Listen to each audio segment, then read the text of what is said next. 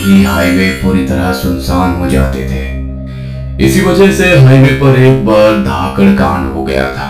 कोहरे में लिपटा हुआ सीधा हाईवे दिखाई दे रहा था। तभी कार की पीली हेडलाइट्स हाईवे पर पड़ी और वो लंबी सड़क लाइट से निकल आई। वो कार सड़क के ऊपर से तेजी से दौड़ रही थी। कार में प्रताप, विक्रम, मनवीर कार की पिछली सीट पर बैठे थे।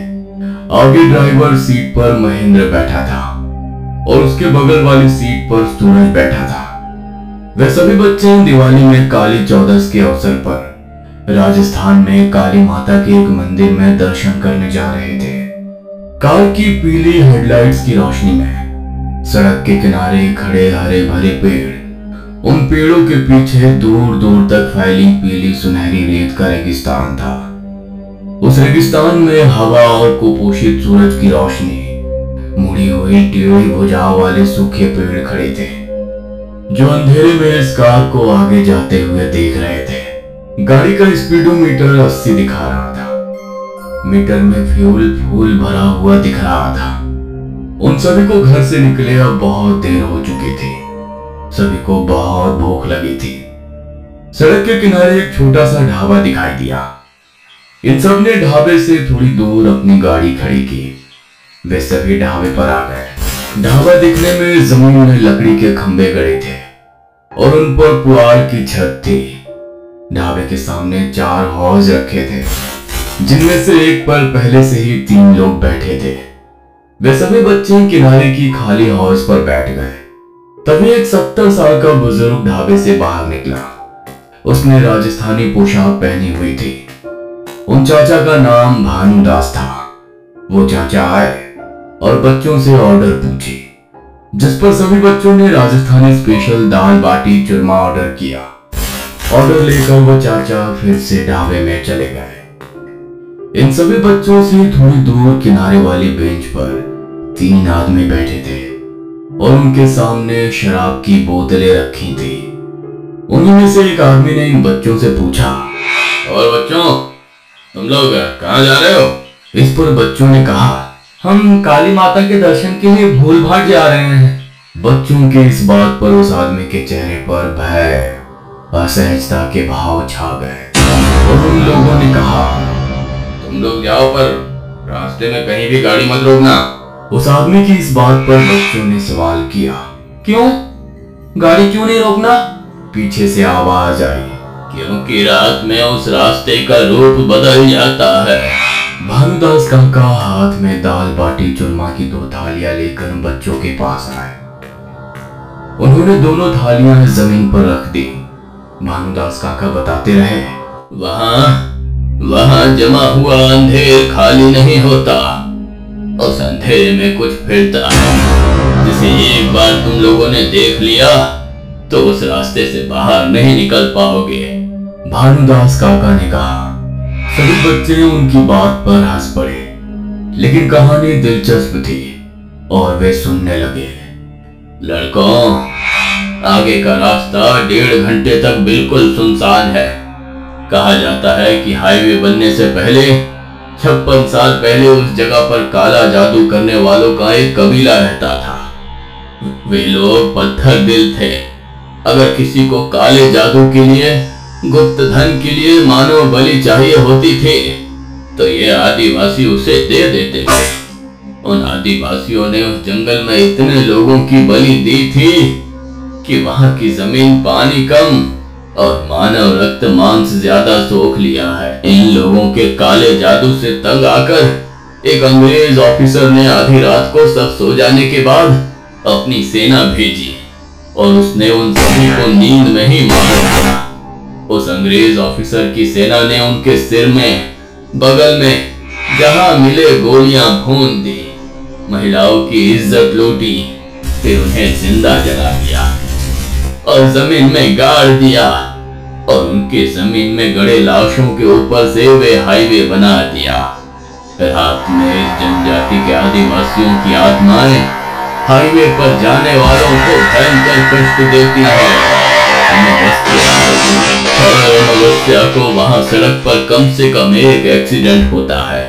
इसलिए मेरी बात सुनो, उस हाईवे से मत जाओ, भानुदास ने कहा। यह घटना बताते हुए उनके चेहरे पर डर के भाव साफ दिखाई दे रहे थे। बच्चों ने खाना खा लिया।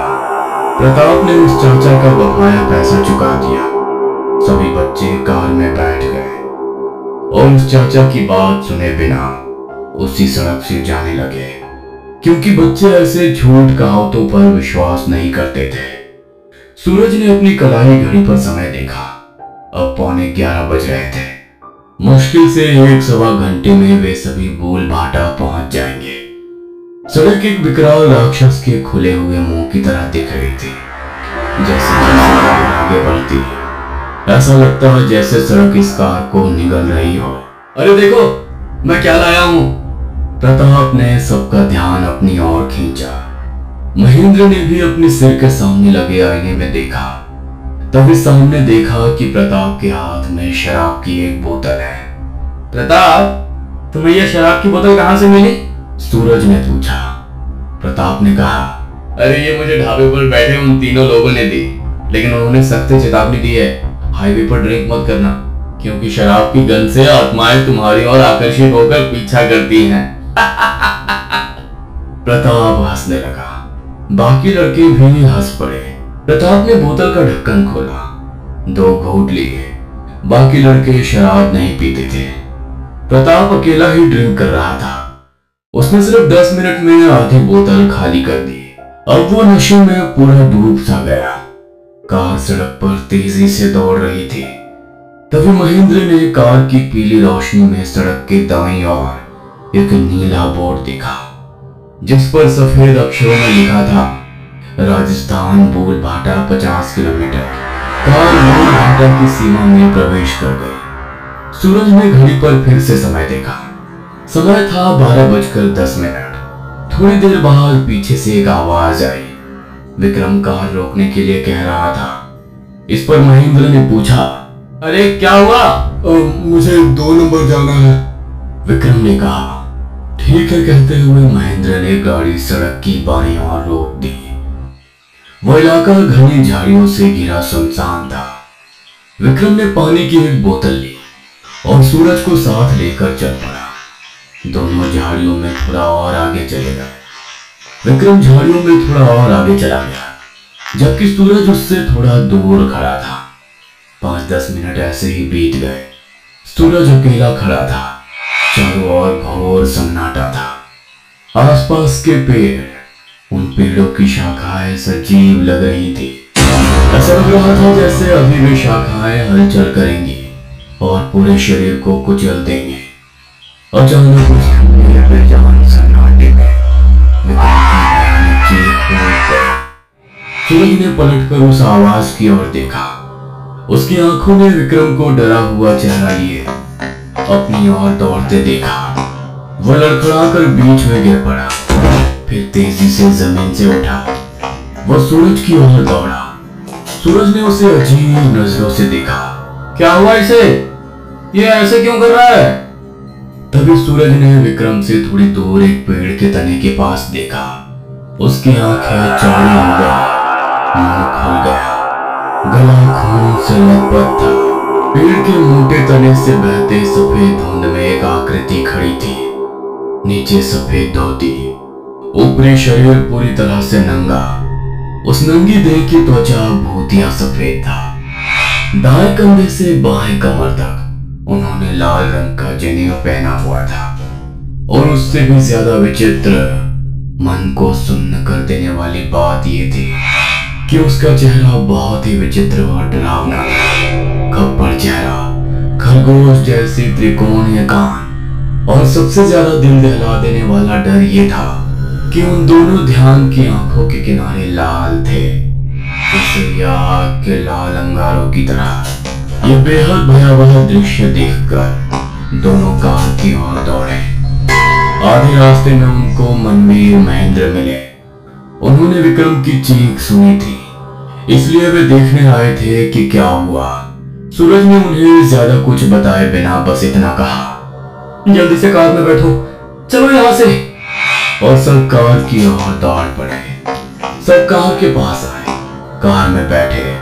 जब तक कार स्टार्ट नहीं हुई, विक्रम और सूरज की चौड़ी आंखें झाड़ियों में झांक रही थी, मानो कोई अभी उन अंधेरी झाड़ियों से निकलकर भागते हुए आएगा और उस घने अंधेरे में घसीट ले जाएगा। जैसे ही कार चलने लगी, महेंद्र ने सूरज से पूछा कि क्या हुआ, और सूरज ने उसे वो हकीकत बताई जिस पर महेंद्र, मनवीर और प्रताप सब उसकी बात सुनकर हंस पड़े।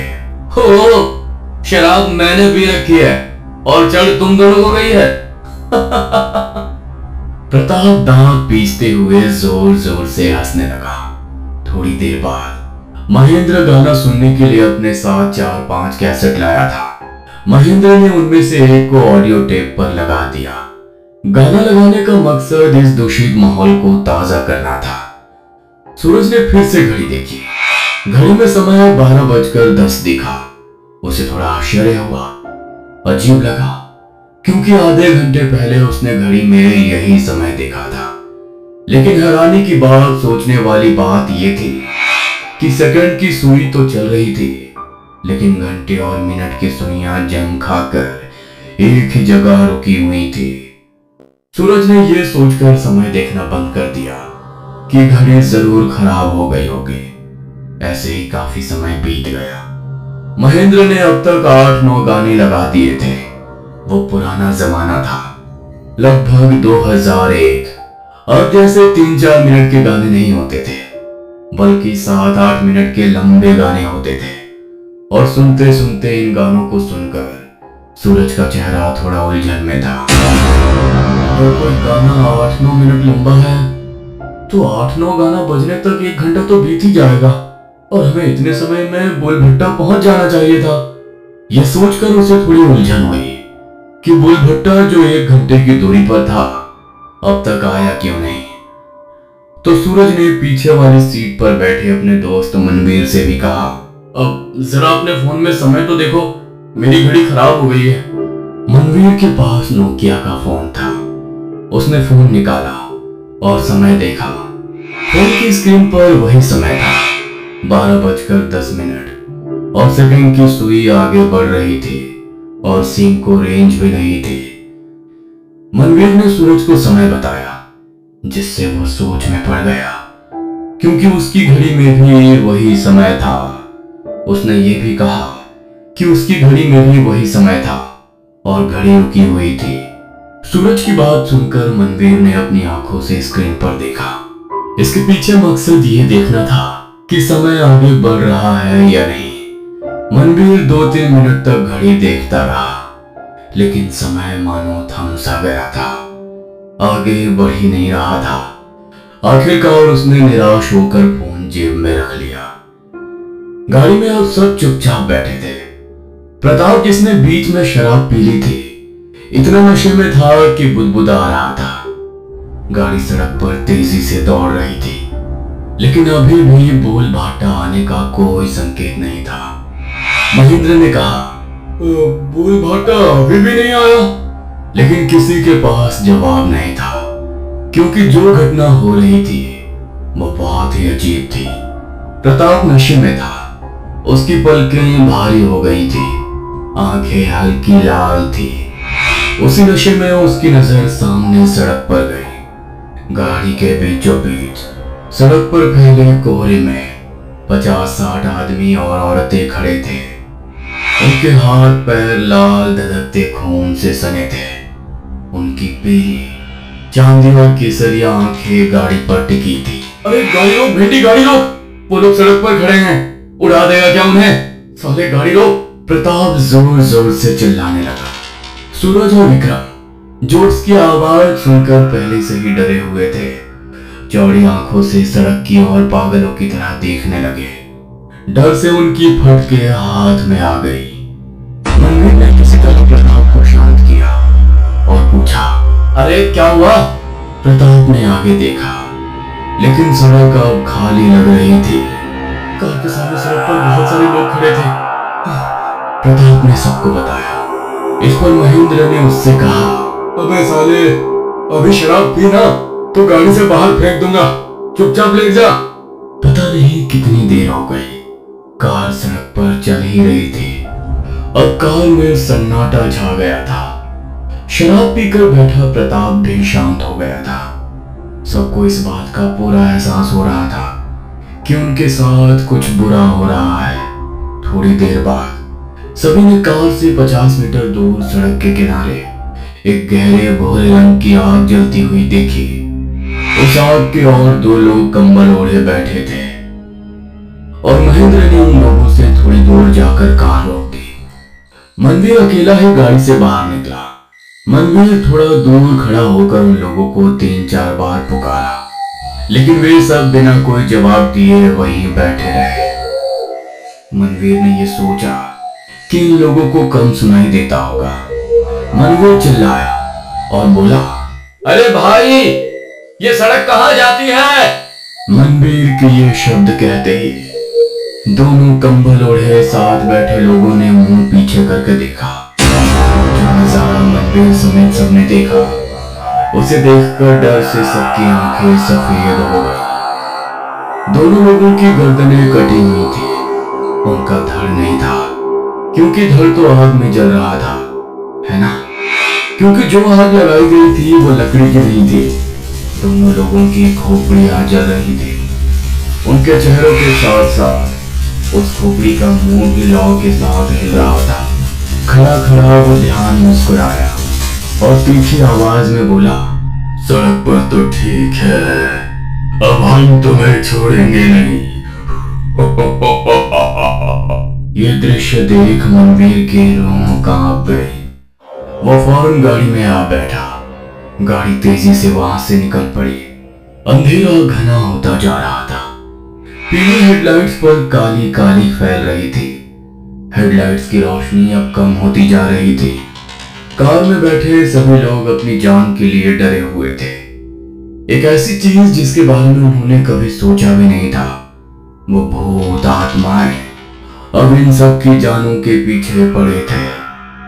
वो दोनों आत्माएं तेज गति से कार के पीछे दौड़ रही थी और अचानक उनके सारे शरीर लकड़ी जलाने के बाद बची राख की तरह राख फेंकते हुए हवा में गायब हो गए। कार में बैठे सभी के चेहरों पर खुशी फैल गई। सबको लगा कि वे बच गए।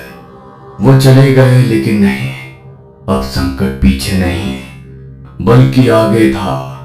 हाँ, आगे कार से दूर सड़क के बीचों बीच 3 लोग खड़े थे। नहीं, लोग नहीं, वो कोई बुरी भूत प्रेत राक्षस मृत आत्माएं। अंधेरे में जन्मे उन अतृप्त भूतों की चेतना थी या अंधेरे में रहने वाली गंदी अतृप्त छलावे थे। कार की पीली हेडलाइट्स उनके शरीरों पर पड़ के उनके आर पार गुजर रही थी, मानो वे 3 आकृतियां कोहरे की तरह पारदर्शी हो। उन आकृतियों में से 2 आकृतियां बिन सिर वाली थी और जबकि 1-2 आकृति वे जंगल से थी। उनकी भगवी सुनहरी अग्नि जैसी आंखें अंधेरे में अंगार की तरह चमक रहे थे। वो ध्यान इन सब का रास्ता मृत का रूप यम बनकर रास्ता रोक रखा था। सभी बच्चे कार में रोने लगे। प्रताप जो शराब पी रहा था अपने शॉर्ट्स में पेशाब कर चुका था। कार की गति इतनी तेज थी कि किसी भी क्षण कार उन ध्यान स्थलों तक पहुंचने वाली थी कि चमत्कार हुआ। हाँ, चमत्कार। सूखी दलदली भूमि पर घास को जलाने के लिए बस एक चिंगारी ही काफी है।